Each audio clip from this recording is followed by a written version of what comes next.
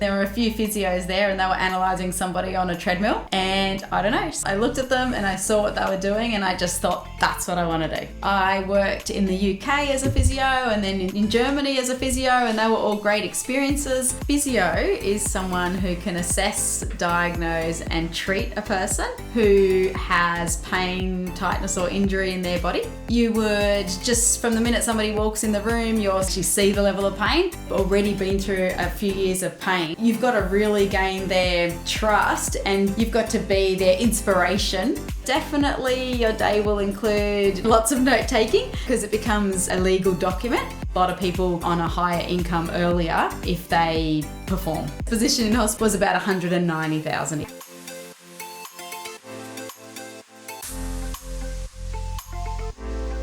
Hey there, just a quick shout out to all the listeners of Inside the Real Job. Firstly, a huge thank you for tuning in. If you haven't already, hit the follow button to help us reach more ears and bring in amazing guests to share their journeys. And if any of you or someone you know is eager to talk about their profession or promote their industry, shoot me an email. You can find my contact details in the episode description. All right, let's get on with it. Enjoy this episode. Leanne, what's your definition of being a physiotherapist, also known as a physio? A physio is someone who can assess, diagnose and treat a person who has pain, tightness or injury in their body. We do this with hands-on treatments, exercise prescription and education. Right. And when you say pain, what do you mean in terms of that? It can be pain from the musculoskeletal system, which includes anything from fractures, bones, muscles, tendons, ligaments, or nerves. So full range. Full range. So therefore, it sounds like you would have to learn a lot about the body. Absolutely. So can you tell us the different ways to become a physio then? Definitely need a university degree. The standard is a 4-year degree. But if you do an alternative degree, so complete, for example, like I did, a Bachelor of Medical Science, then you can do a 2-year Master of Physiotherapy as a postgrad. And the masters are definite, right? You have to do that to be licensed? Yes. And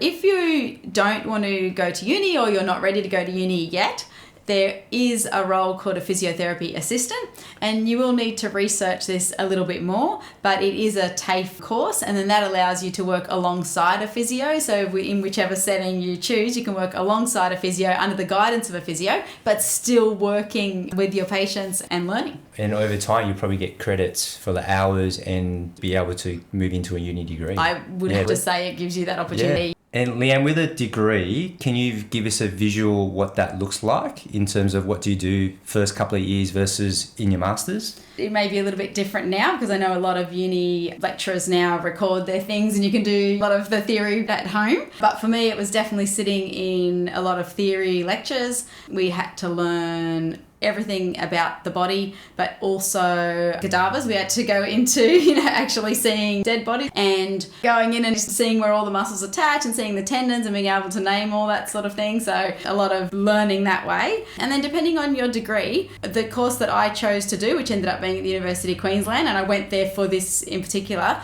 was that their whole last year was practical. I wanted a whole year of being able to work and experience everything that I needed to experience. Other degrees, they will break it up. So within the year, you'll do some practical and some theory. But you definitely have to get out and into the hospitals or into the community and do hands-on and marked on your hands-on skills as well. Yeah, right. And so each year you have to pass your exams to move on to the next year. And when you pass the final exams, then it's a matter of registering with APRA, the Australian Health Practitioner Regulation Agency.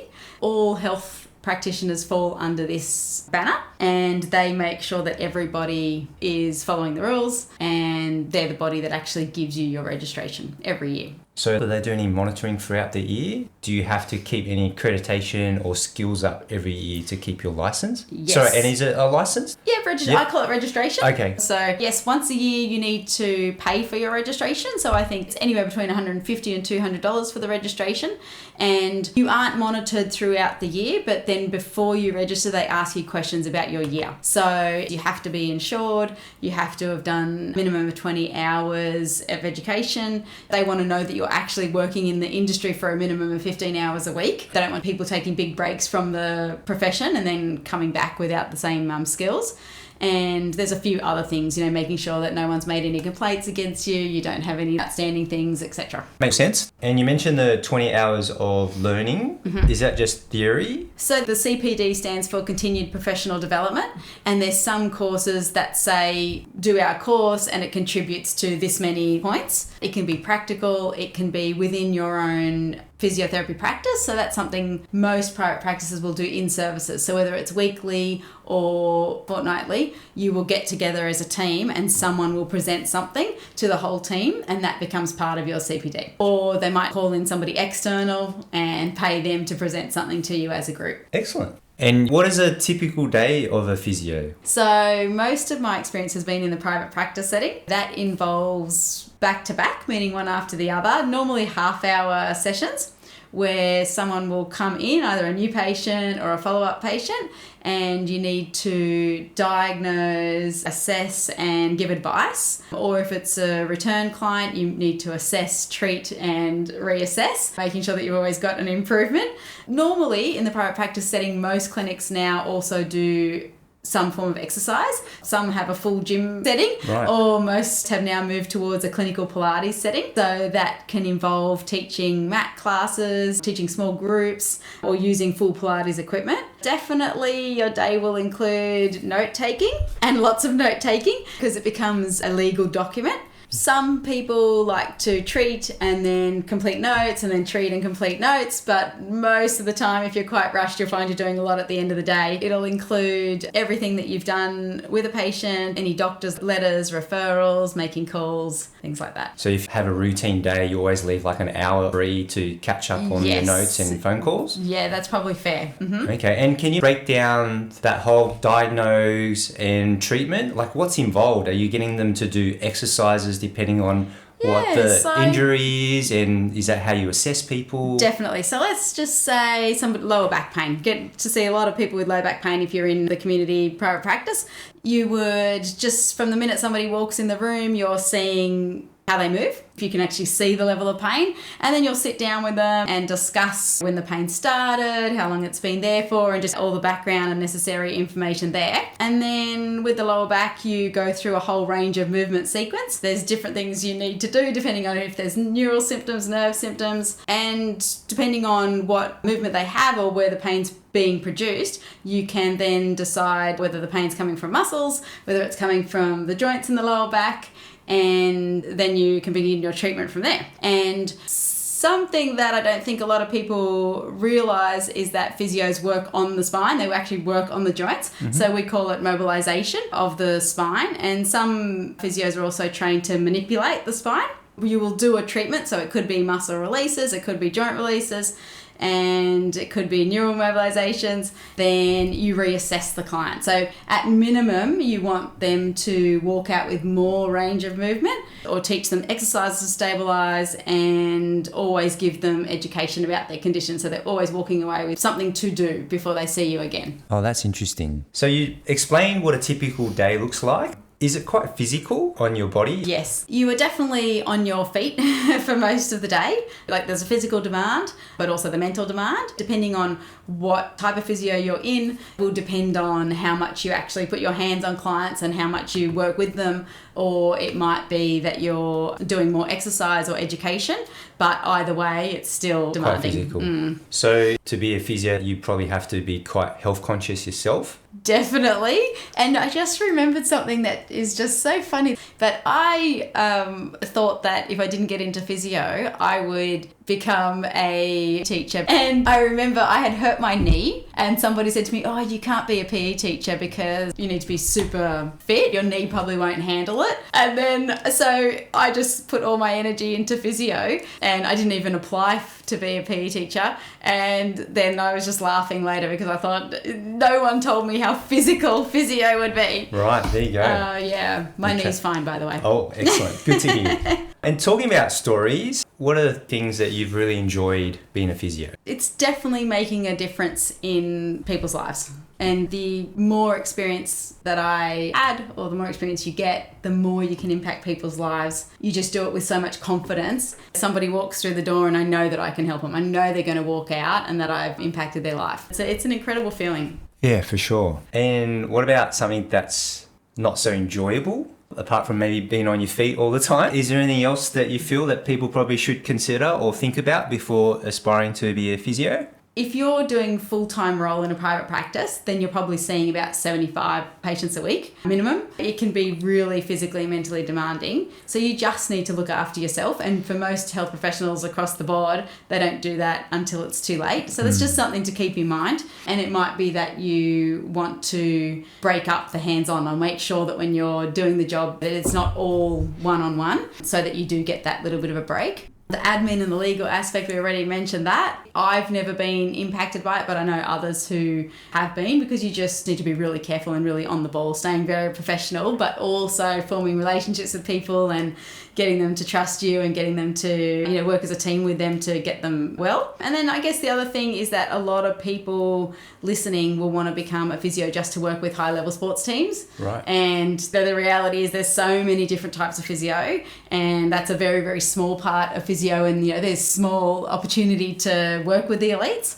So it's important to make yourself known very, very early if that's where you want to move into. If you want to move into basketball team, then go start now. You got to get to know your local teams, start volunteering, find out the physios that work with those teams now and maybe volunteer with them, or go offer reception work on a Saturday or something. Like, start now so that you are seen and known, and so that by the time you finish your degree, you've already got some connections and you can go into it. That's a really good tip. And you mentioned a couple of times just the different variety of physiotherapists there are, and you just mentioned the one that people like, which is getting into sports. Yeah. What other specialties can you move into? There's the musculoskeletal physio, which is what I describe as in private practice and what I do mostly. But there's neurological, there's pediatrics, so working with children, there's geriatric, there's cardiovascular and respiratory, and you can also add to the list women's health. There's hydrotherapy, there's clinical Pilates, there's physios who just run clinical Pilates clinics, there's animal physiotherapy, and there's physios who now do lots of dry needling or acupuncture. Right. So there's so many areas, and most of those that I mentioned are in the hospital. But having that hospital experience and then coming out into private practice, it's amazing. If you are just a general private practice in your community, you need some of those skills so much anyway, because you just don't know who's going to walk through your door or what with. Great. And the other thing is that as a physio, you might find yourself working in many different areas. So within the hospital, there's many different wards that you could work on, from ICU to where the hip and knees are being replaced, or chest wards. But you might also find yourself in the community, actually going to people's homes where you can treat children or adults. There's the gym setting, there's sports field, there's private medical practices, which we spoke about already. But you need to know and understand that there's lots of environments, and so that you can choose the one that you would like to be in. Yeah, great. No, that's good advice. And can you specialise into something different throughout your career? That's one of the benefits or bonuses of physiotherapy, is you can go into general physiotherapy, then specialise in an area, and then you can change.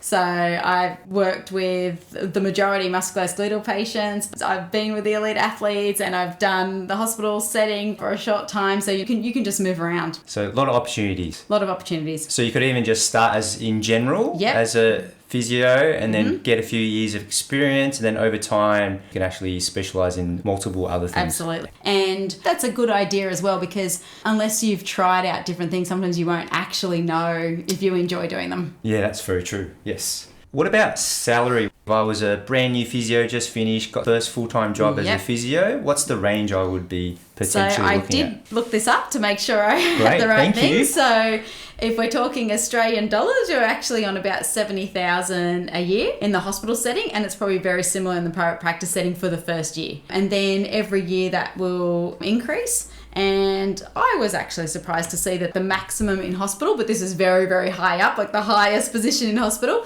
was about 190,000 a year. So it just comes down to time, experience and skill set. Yes. And then in the private practice, you've got more range. A lot of people on a higher income earlier if they perform. Yeah, great. Yeah. Thank you.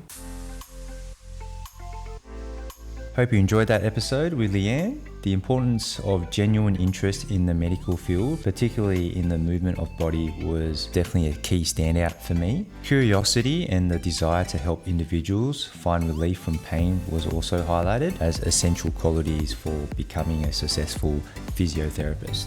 Additionally, various opportunities exist, ranging from working in hospital settings to private practices with the potential to specialize over time. The job itself is definitely rewarding. It requires dedication to build up your knowledge, skills, experience to excel in this field. Check out the next episode where Leanne shares her personal journey of how she became a physio, the challenges that she faced, and also what the future of the physiotherapist industry will look like. In the meantime, make today a good news day.